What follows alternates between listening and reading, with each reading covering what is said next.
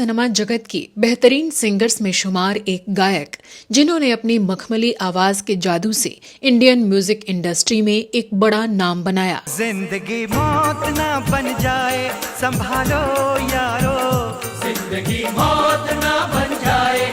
इन्होंने संगीत की दुनिया में एक सिंगर, कंपोजर और म्यूजिक डायरेक्टर के तौर पर अपनी मजबूत पहचान बनाई, जिनके गाने सुनकर श्रोता मंत्रमुग्ध हो जाया करते थे। आँखें तेरी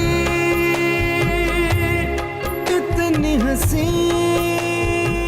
इन्होंने फिल्मों के लिए तो बहुत कम ही गाने गाए, लेकिन सैकड़ों लाइव कॉन्सर्ट्स और बड़े बड़े इवेंट्स में देश विदेश में अपने हुनर का परचम लहराया। ये धुआं धुआं सा रहने दो, मुझे दिल की बात कहने दो। तो साथ ही अपने म्यूजिकल एल्बम्स के जरिए भी जबरदस्त गीतों का तोहफा दिया। सांवरे सांवरे सांवरे संदेशे आते हैं, हमें तड़पाते हैं, जो चिट्ठी आती। लेकिन क्या आप जानते हैं कि ये एक क्लासिकल सिंगर और गजल गायक तो बाद में बने, उससे पहले ये एक जाने माने तबला वादक रहे, जिन्होंने दर्जनों बड़े गायकों के लिए उनके लाइव कार्यक्रमों में तबला बजाया और दुनिया के तमाम बड़े देशों में स्टेज परफॉर्मेंस दी। मेरा दिखता है प्यारा, मैं क्या सजदे सर झुकता है यारा, मैं क्या करूं, तुझ में रब दिखता है। क्या आपको पता है कि देश के मशहूर ध्रुपद गायक चतुर्भुज राठौड़ इनके पिता थे?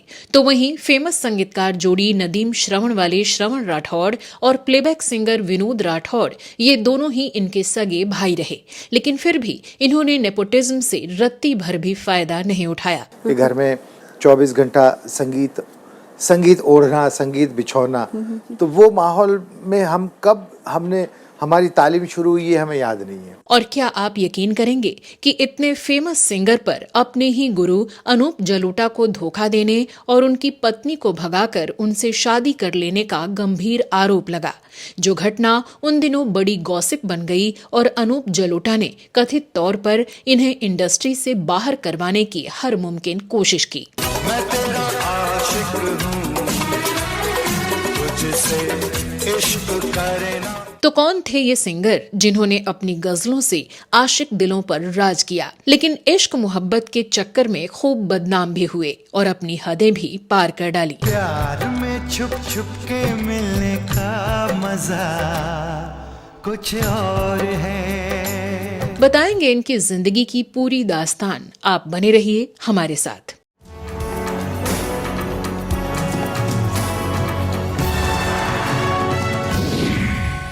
बरसात के मौसम में, तन्हाई के आलम में, मैं घर से निकल आ। पाल समय रवि बख्शी लियो, तब तीनहु लोक भयो अंधिया। नमस्कार दोस्तों, मैं हूँ श्वेता जया और आप देख रहे हैं फिल्मी बातें।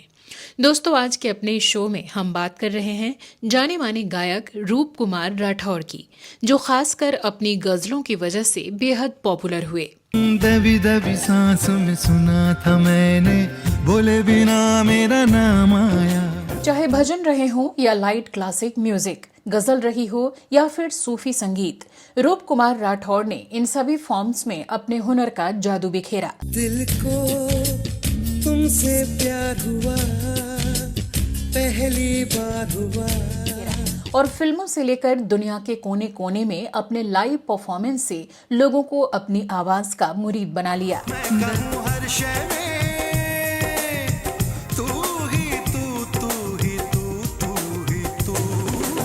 साथ ही इन्होंने कई बड़े कलाकारों के साथ फ्यूजन कॉन्सर्ट्स भी किए, तो वहीं कुछ एल्बम्स और सीरियल्स में भी अपनी सिंगर पत्नी सोनाली के साथ गीतों गजलों को पेश किया। वो मेरी मोहब्बत का गुजरा ज़माना। इन्होंने यूनाइटेड नेशंस चैरिटी प्रोग्राम के लिए musical television reality show mission उस्ताद में अपनी पत्नी के साथ परफॉर्म किया और उस्ताद जोड़ी का टाइटल भी जीता।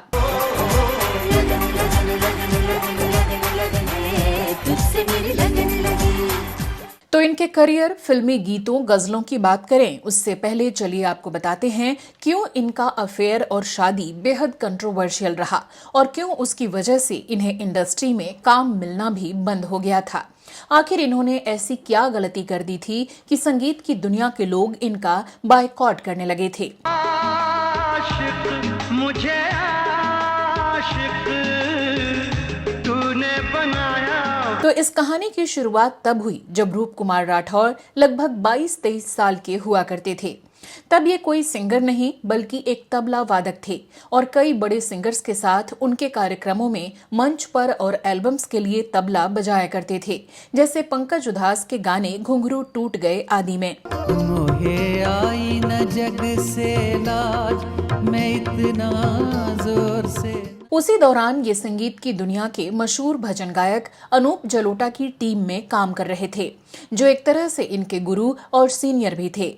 उनसे रूप को संगीत की बारीकियों के साथ साथ और भी काफी कुछ सीखने को मिलता था। रूप कुमार राठौर ने तब अनूप जलोटा के लिए ढेर सारे शो किए, जिनमें देश विदेश के लाइव कॉन्सर्ट्स और भजन एल्बम्स भी शामिल रहे, जिनमें रूप ने तबला बजाया। उनमें से कुछ फेमस गाने रहे जग में सुंदर हैं दो नाम, जग में सुंदर हैं दो नाम, चाहे कृष्ण कहो या राम, जग में सुंदर है, और रंग दे चुनरिया आदि। श्याम पिया मोरी रंग दे चुनरिया, रंग दे चुनरिया। रूप कुमार तब अनूप जलोटा की टीम में काम करते करते उनकी पत्नी के भी करीब आने लगे और दोनों में अच्छी खासी दोस्ती हो गई। अनूप जलोटा की पत्नी सोनाली सेठ भी संगीत की दुनिया से ही ताल्लुक रखती थीं और गुजराती सिंगर थीं। लेकिन समय के साथ इन दोनों की दोस्ती अफेयर में बदल गई और अब दोनों चोरी छिपे मिलने लगे। सोनाली सेठ के अब अपने पति अनूप जलोटा से झगड़े शुरू हो गए और सोनाली उनके साथ शोज में जाने से मना करने लगी, क्योंकि अब वो ज्यादा से ज्यादा समय अपने बॉयफ्रेंड रूप कुमार के साथ ही बिताना चाहती थीं। साल 1984 में रूप कुमार राठौर ने भी तब अनूप जलोटा के शो में तबला बजाना छोड़ दिया और इसी दौरान उन्होंने खुद भी एक सिंगर के तौर पर खुद को स्टैब्लिश करने की कोशिश शुरू कर दी और सोनाली ने इसके लिए रूप कुमार को कई बार पैसे भी दिए। हालांकि रूप के सिंगर बनने के पीछे इन्होंने जो वजह बताई थी उसकी भी चर्चा हम वीडियो में आगे करेंगे। ये 80 का दशक था जब भजनों और गजलों की दुनिया में गायक अनूप जलोटा काफी फेमस हो गए थे और तभी सोनाली सेठ ने उनसे शादी की थी। लेकिन अब वो पति से बिल्कुल दूर रहने लगी और रूप के कहने पर ही अपने सारे फैसले लेने लगी। साल 1984 तक रूप कुमार राठौर भी अनूप के साथ संगीत मंडली का हिस्सा रहे, लेकिन 1984 में अनूप जलोटा को अमेरिका में एक शो करने का निमंत्रण आया। अनूप जलोटा ने अपनी पत्नी सोनाली से भी साथ चलने की बात कही, लेकिन सोनाली ने अमेरिका जाने से मना कर दिया। इसकी वजह थी सोनाली की एक बड़ी प्लानिंग। वो रूप कुमार राठौर, जिनके साथ सोनाली का एक्स्ट्रा मैरिटल अफेयर चल रहा था, अब उन्हें पति बनाने की प्लानिंग कर रही थी। उधर अनूप जलोटा अपने शो के लिए अमेरिका गए और इधर सोनाली ने घर छोड़ दिया और अपना सारा सामान लेकर अलग रहने चली गईं। जब अनूप जलोटा भारत वापस आए तब उन्हें इस अफेयर और प्लानिंग की भनक लगी और वो बुरी तरह से भड़क गए। बताते हैं कि तब अनूप जलोटा ने अपने सभी कॉन्टैक्ट्स यूज करके सबको ये कह दिया कि इन दोनों को कहीं काम नहीं मिलना चाहिए और रूप कुमार राठौर कई साल तक इससे परेशान भी रहे, जब इन्हें इंडस्ट्री में वाइफ स्नैचर और धोखेबाज आदि नामों से पुकारा जाता रहा और कोई अपने पास काम नहीं देता था। हालांकि अगले 4 साल तक रूप कुमार ने और सोनाली ने अपने प्यार को छुपाया, लेकिन इन दोनों के अफेयर की खबरें लगातार मीडिया की सुर्खियां बनी रहीं। फिर साल 1989 में रूप कुमार राठौर और सोनाली सेठ ने शादी कर ली और इस खबर पर अपनी मुहर लगा दी। तो आप रूप कुमार राठौर के इस अफेयर, इनकी शादी और गुरु की पत्नी को अपनी पत्नी बनाने के फैसले को किस तरह से देखते हैं, कमेंट सेक्शन में लिखकर जरूर बताइएगा। चलिए अब बात करते हैं रूप कुमार राठौर की शुरुआती जिंदगी के बारे में। तो रूप का जन्म 10 जून 1973 को मुंबई में एक संगीतज्ञ परिवार में हुआ था।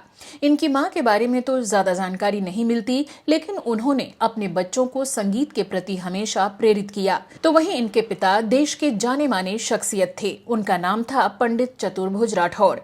वो क्लासिकल म्यूजिक के एक पारंगत गुरु और प्रकांड विद्वान थे और भारत के ध्रुपद संगीत सम्राट के नाम से जाने जाते थे।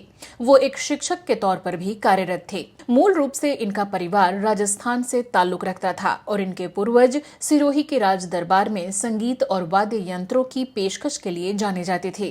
पंडित जी ने अपने बच्चों को तो संगीत की तालीम दी ही, साथ ही लगभग 30,000 से ज्यादा लोगों को म्यूजिक की ट्रेनिंग दी। आपको जानकर हैरानी होगी कि उनके शिष्यों में कल्याण जी, लक्ष्मीकांत प्यारेलाल, पंकज उधास और सदाशिव पवार जैसे शख्स शामिल रहे।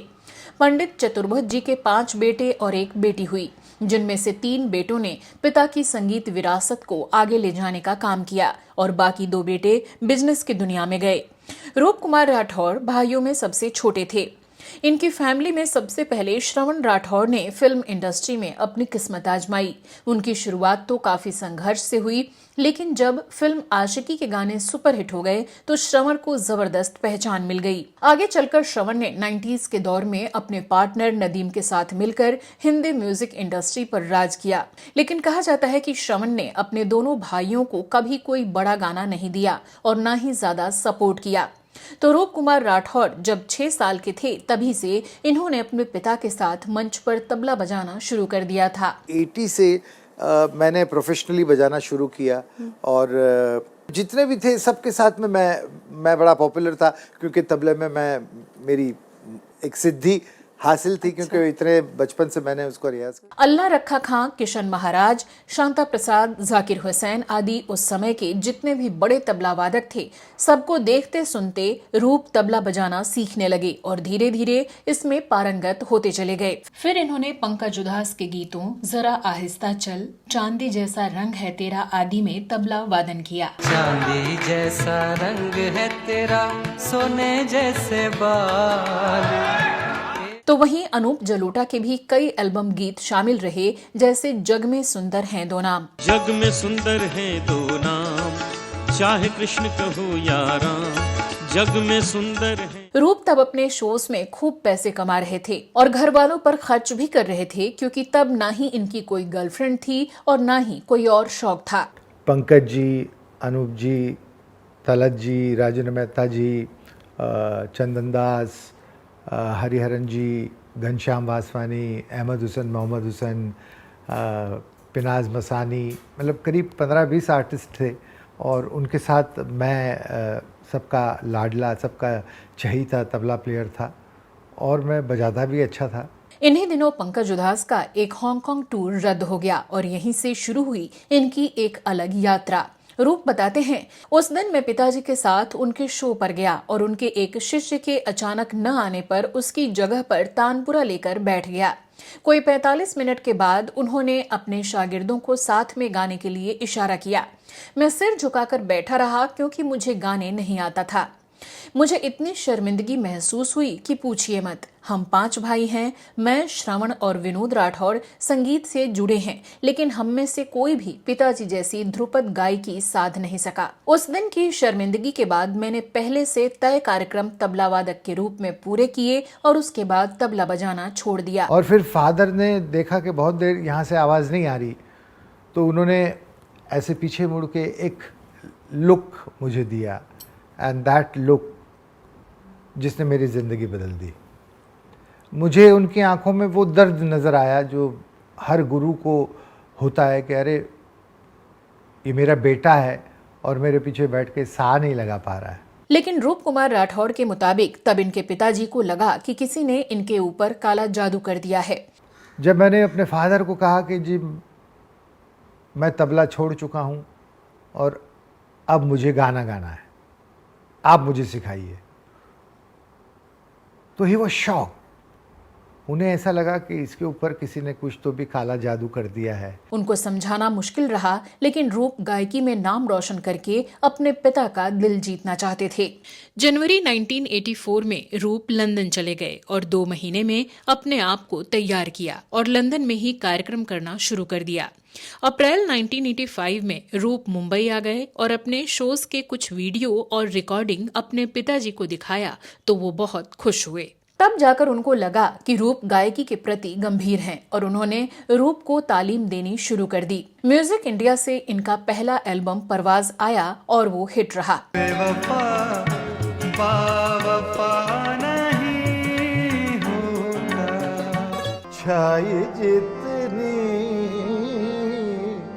गुलों पे लाली है, उनके रुखसार से।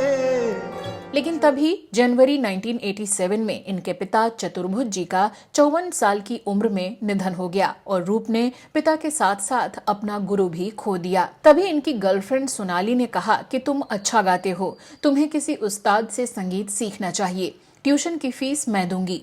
फिर रूप ने किराना घराने के उस्ताद नियाद अहमद से संगीत सीखना शुरू किया। धीरे धीरे इनकी एंट्री लक्ष्मीकांत जी की टीम में हो गई और इन्हें कई फिल्मों में भी गाने मिलने लगे। कैसी है कैसी है।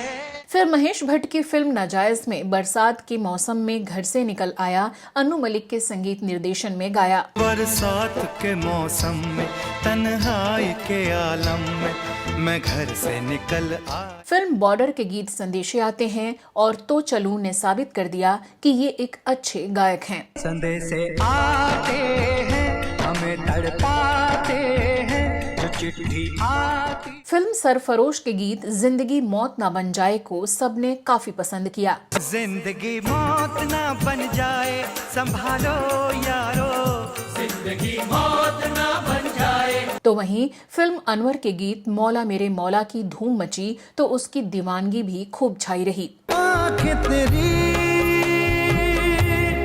इतनी हंसी। साथ ही यश चोपड़ा ने वीर ज़ारा का गीत तेरे लिए गाने का मौका दिया जो सुपरहिट रहा। तेरे लिए हम हैं जी, हो तू। उसके बाद शाहरुख खान के लिए रब ने बना दी जोड़ी में तुझ में रब दिखता है यारा मैं क्या करूं गाया, जो आज भी सुपरहिट है। तुझ में रब दिखता है यारा मैं क्या करूं, तुझ में। इसके अलावा इन्होंने आगाज, भजन कलश और इशारा आदि जैसे एल्बम भी निकाले जिसके कई गाने हिट रहे। प्यार में छुप छुप के मिलने का मजा कुछ और है। इन्होंने अपने भाई श्रवण के संगीत निर्देशन में बहुत कम गीत गाए और इसकी वजह पूछने पर बताया, नदीम श्रवण के साथ मैंने सिर्फ 3-4 गीत गाए होंगे, लेकिन मैं बहुत खुश था कि इंडस्ट्री में लोग कहते हैं कि नेपोटिज्म चलता है, लेकिन मेरे तो भाई होते हुए भी उन्होंने मुझे काम नहीं दिया, लेकिन वो बहुत ही अच्छा हुआ। लोग ये न कहें कि भाई की फिल्मों में ज्यादा गा रहे हैं, ईश्वर जो करता है बहुत ही अच्छा करता है। मेरा सौभाग्य रहा है कि मुझे लक्ष्मी जी ने इंट्रोड्यूस किया, उसके बाद अन्नू मलिक जी ने अच्छा मौका दिया। AR रहमान जी के साथ गोविंद निहलानी के फिल्म तक्षक, इलैया राजा के साथ फिल्म शिवा में गाने का मौका मिला। फिल्मों के अलावा भी रूप कुमार राठौड़ अगर किसी महफिल में कोई नगमा गुनगुना देते तो उसकी शान बढ़ जाती थी। सांवरे सांवरे सांवरे। इन्होंने लाइव शोज में भी खूब समा बांधा।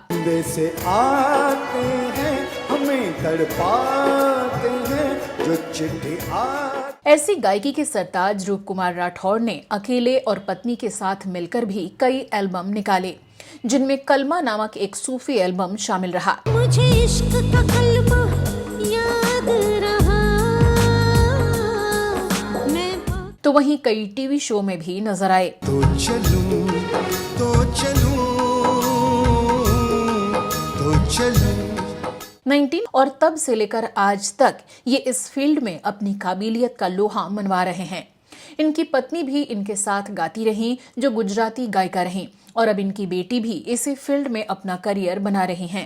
रूप कुमार ने हिंदी के अलावा मराठी, गुजराती, असमिया, हिंदी, तमिल, उड़िया, नेपाली, तेलुगु, भोजपुरी और बंगाली आदि फिल्मों को अपनी आवाज दी है। दिल नशी है अदा है तेरी दिलरुबा ये हंसी। लेकिन इनकी पहली प्राथमिकता लाइव कॉन्सर्ट्स ही रहे, जिसमें ये अभी भी सक्रिय हैं। इन्होंने अपनी पत्नी सोनाली राठौड़ के साथ यूके, यूएस, सिंगापुर, दुबई और पूर्वी अफ्रीका सहित दुनिया के लगभग हर हिस्से में संगीत कार्यक्रम किए।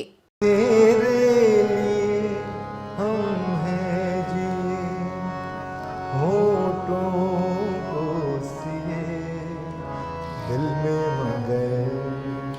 आज भी रूप कुमार राठौड़ ऐसे ही शोज करते हैं और अपनी गायकी को खूब एंजॉय करते हैं।